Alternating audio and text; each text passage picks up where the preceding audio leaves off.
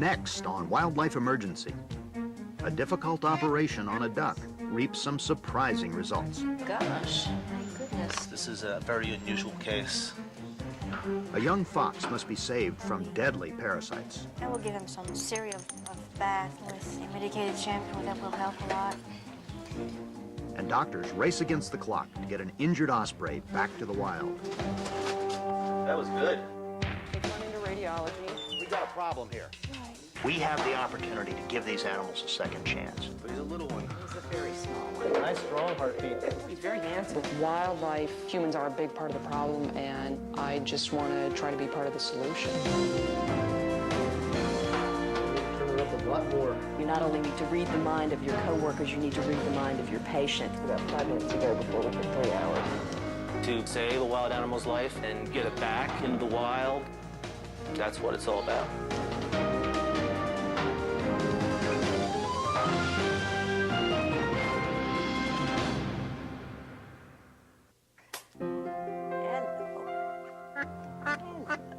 Oh, you mouthy duck. At the Wildlife Center of Virginia, ailing patients will do anything to prove that they don't need a doctor. But though this patient protests, it isn't hard to see that something is very wrong. She's just kind of not right. Right. She tries real hard. Come back here. This duck came in and she really couldn't stand up very well or walk.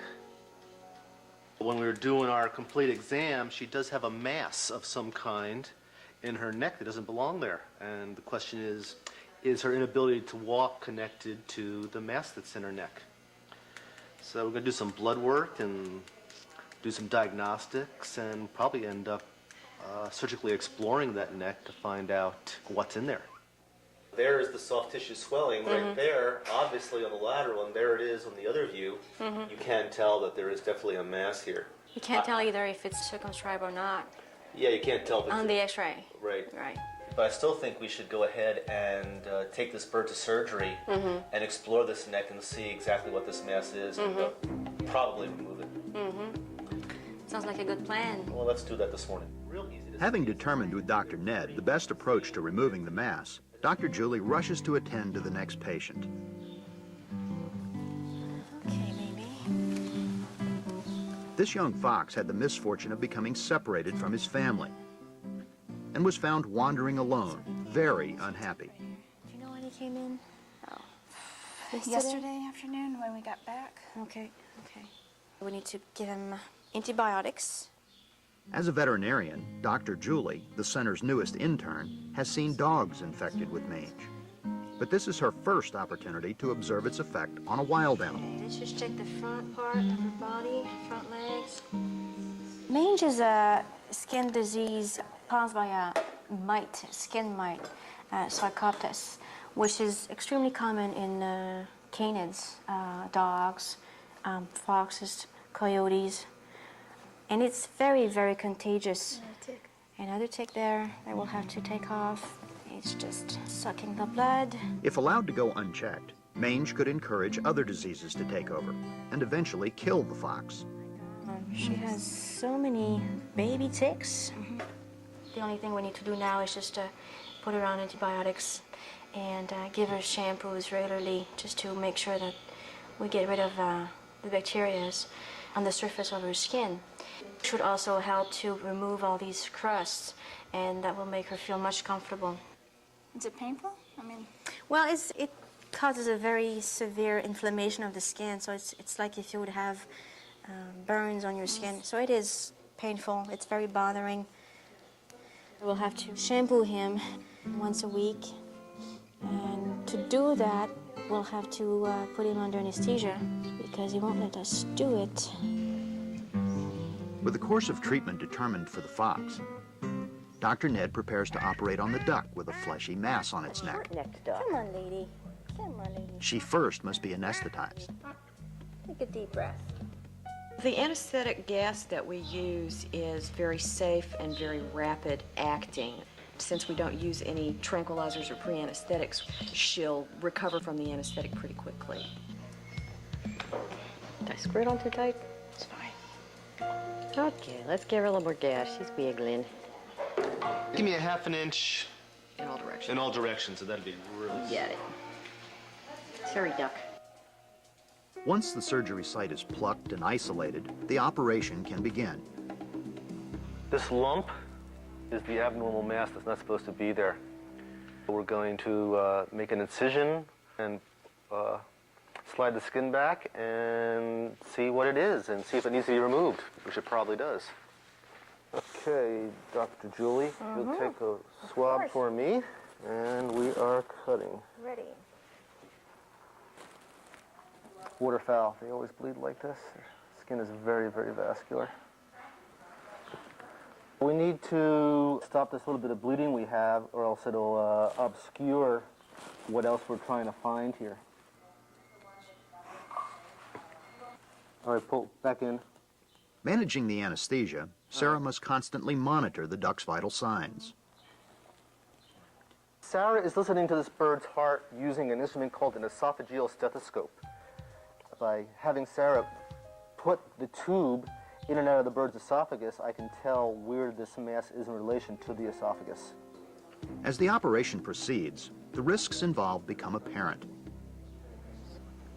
They're very close to the jugular vein, which is a large blood vessel. They're close to the trachea, which carries air to the bird's lungs. And they're also close to the esophagus, which carries food to the bird's stomach. So they're in a kind of a tricky, touchy, dangerous area. How's our duck doing, Sarah? Our duck's doing real well. He's still breathing. He's still beating real fine. He, she, I'm not sure. He. I want this to be a she duck. Not yet, still bleeding. You got enough gauze over there? Only more, yeah, thanks.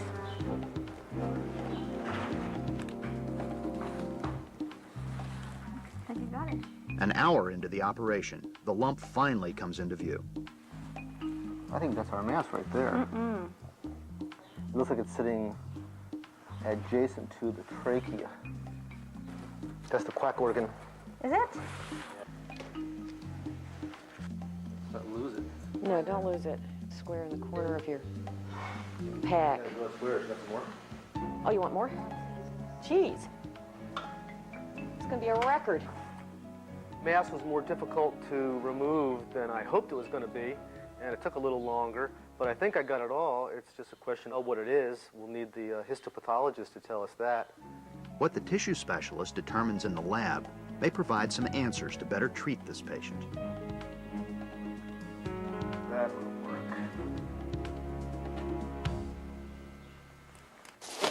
Come on, sweetheart, come on. It's all right. It's all right.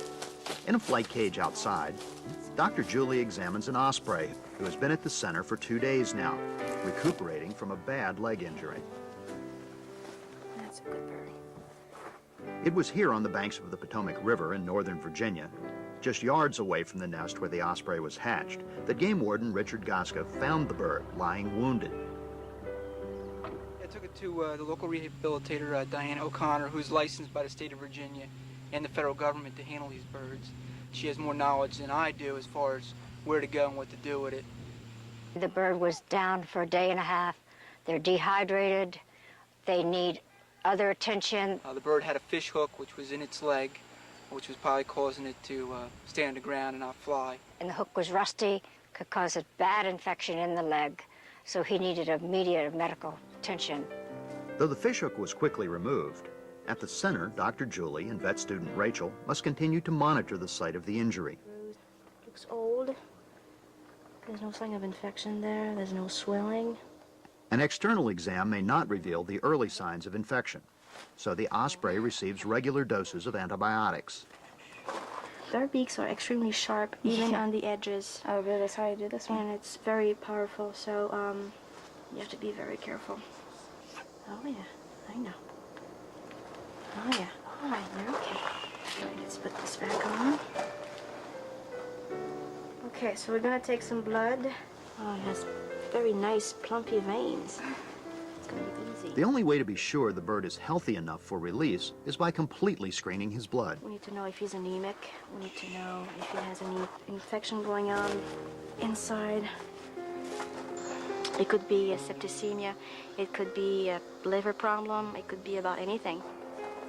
In the laboratory, veterinary technician Sarah immediately begins the testing process. Okay, I'm going to do some blood work on this osprey to see what kind of shape he's in overall. This will give us an idea of whether or not he has any blood parasites. It'll give us an idea of whether or not he's anemic, and do a white count to see if it's elevated from any infection from the fish hook. This is a little diluent for counting white blood cells. This is such a cool little thing. What I'm doing right now is diluting the blood, and the pink color will actually stain the white blood cells so that I can see them under the microscope. Overwhelming infection can also cause some of his organs to malfunction somewhatly, and can cause weakness and inability to catch dinner and that sort of thing. So it all ties together to let us know whether the bird is actually healthy enough to be released, to be able to survive on his own once he's released. At stake, as Dr. Julie and Sarah wait for the results, is this osprey's chance to return to the wild. Let's get out of here.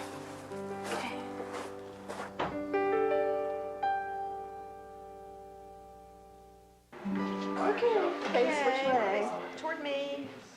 In the examination room, the mangy fox has been responding well to the shampoo treatments he's received and is no longer contagious. But another bath is required. Seeing a little bit of dandruff here. To reduce stress and eliminate the chance of biting, the fox must be anesthetized for the procedure. We'll go over his body pretty well. Okay? Go, fox, go. And just sort of curl him up on the scale. He's just going to be sort of a limp weight. Okay. He's gained a lot of weight. I think he came in at like 1.3. He's been eating his mices. I think he's just about doubled in weight. That's good. Well, he was awfully thin when he came in. Also, he's getting very sleepy. Okay, Pat, if you want to go ahead and get the water to a good temperature. How's that, Sarah? That feels good, Pat. Yeah, and you may need to actually get the top of his head just with your finger right up here. Can you feel how scabby it is right there? Oh, yeah. I'll put some ointment in his eyes so that we don't get soap in his eyes. Okay. I start to itch whenever we work on this box. Though caretakers Rose and Pat perform a variety of roles at the center, it's not often they have the chance to play beauticians. We're combing the little scabs and any of the extra dandruff out. It's amazing difference. There's still a little bit of dead skin there, but not very much. Nowhere near what there was. He really doesn't look like the same fox he did when he came in. He had these crusty scabs, like the little ones on top of his head, just covering his entire body. You look so silly soaking wet. Get your ears all dried out. Fill them up again. He's wrapped now. There you go. Give him a little towel drying. I'll go ahead and pull his tube. He'll be sleepy for a few more minutes. Oh, silly fox, put your tongue back in.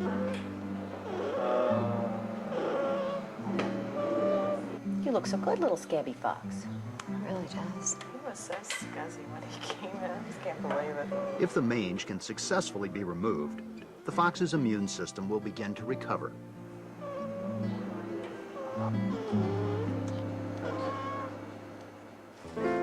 But outside, the osprey who had a fishhook in its leg isn't doing as well. Dr. Julie is concerned because after 4 days in captivity, the osprey, accustomed to hunting live fish in the wild, has rejected all hospital food and become dangerously weak. Dr. Julie tries to force feed him raw meat one last time. It's gonna boost him up. Okay, honey. Come on. He doesn't want it. Come on, swallow. Swallow. Come on, swallow. Oh. There you go.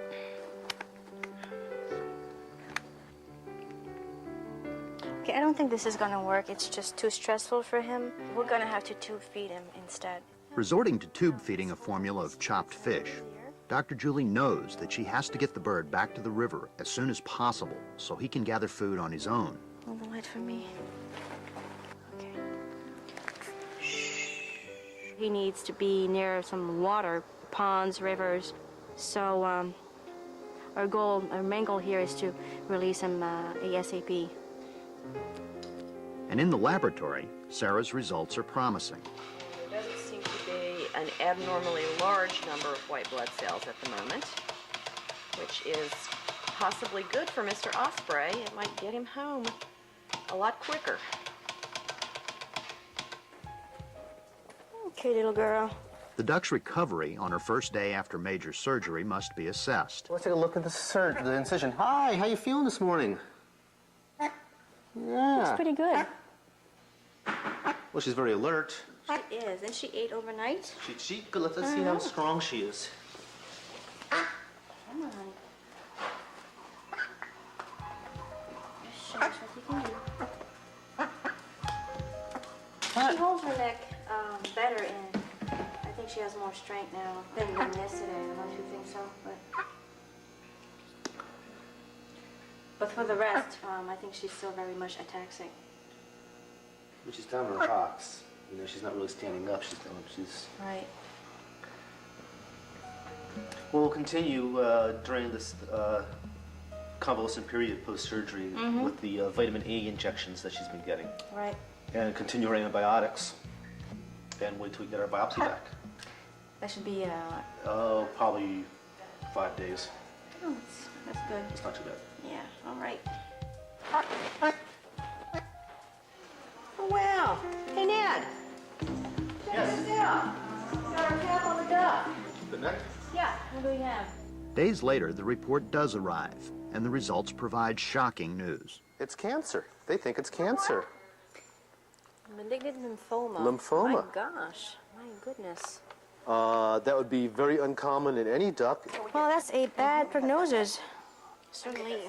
Well, first of all, we'll have to make sure that we cannot see any metastases on the x-rays. Make sure there's no masses that we can actually visualize somewhere in the thorax or the abdomen. Now the doctors must determine whether the cancer has spread. Exploratory surgery is scheduled for the morning.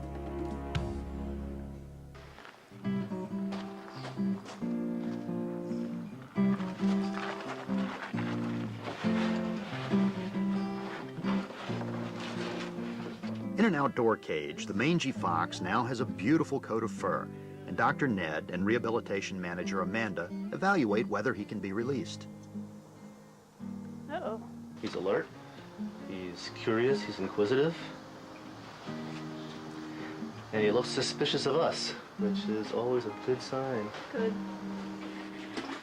When he was originally brought to the center, the fox was so weak he was barely able to move. Now he's difficult to catch. Hey, Foxy.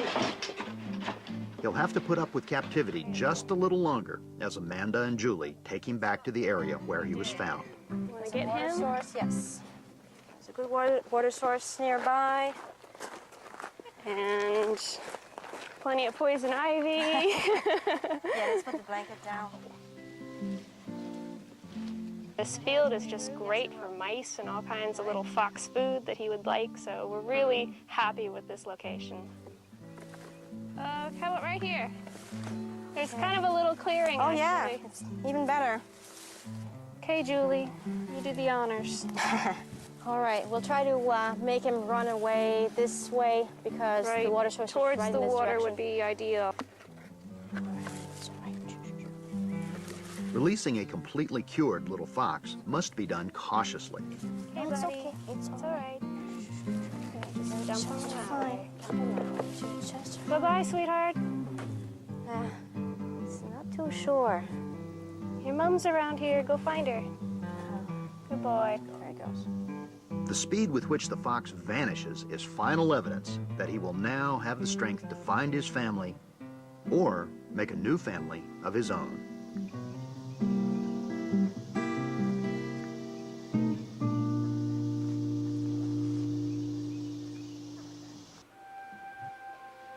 Back at the center, the duck who was diagnosed with cancer must be given a thorough internal examination to determine whether the cancer has spread throughout her body. Cancer cells have a bad habit of not staying in one spot, but moving around the body and growing someplace else. They usually end up displacing normal cells and stealing nutrition from those cells and bad things like that.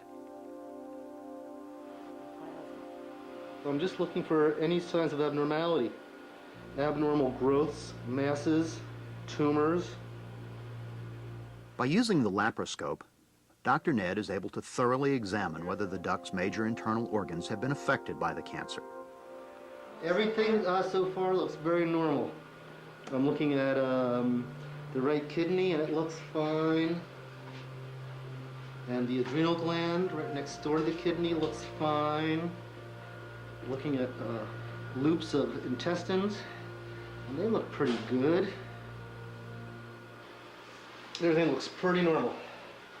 The results of the surgery indicate that the cancer hasn't spread, and the duck can be moved to a cage outside to fully recuperate. Though the duck will continue to be closely monitored to make sure the cancer doesn't return, her prognosis for total recovery is excellent. She is walking almost completely normally. She's a really happy duck. With any luck, she'll live to be a grandma duck.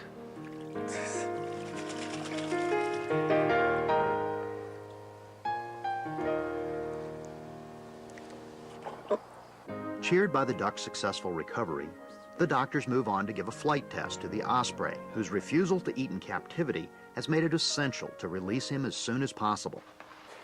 They have a hard time getting off the ground. Yeah. All right, let's try this again. Come on. Ow. He's tired.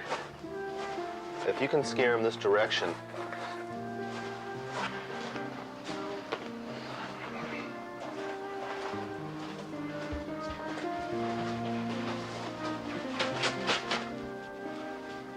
That was good. So they have long wings. It's impressive. Neat birds. One more time, please. Even within the four walls of the cage, the osprey flies with a tremendous precision, grace, and power, leaving the doctors no room for doubt. He flies great, and it's time for him to go.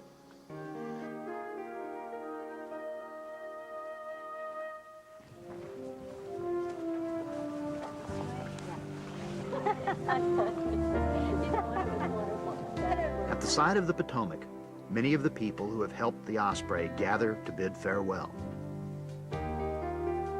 For Dr. Julie, it's gratifying to know that she has played a part in saving a bird who would have died in captivity. All right. This is the big day. This is it.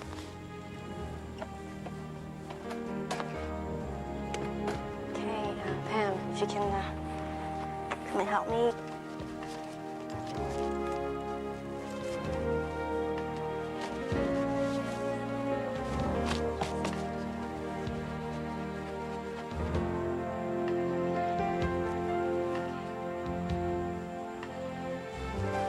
You're a beautiful bird. There, how's that? You All got it? right, excellent. Okay. Okay. Breathe out, sweetie. Oh, beautiful. He's just back to where he belongs, and this is really wonderful.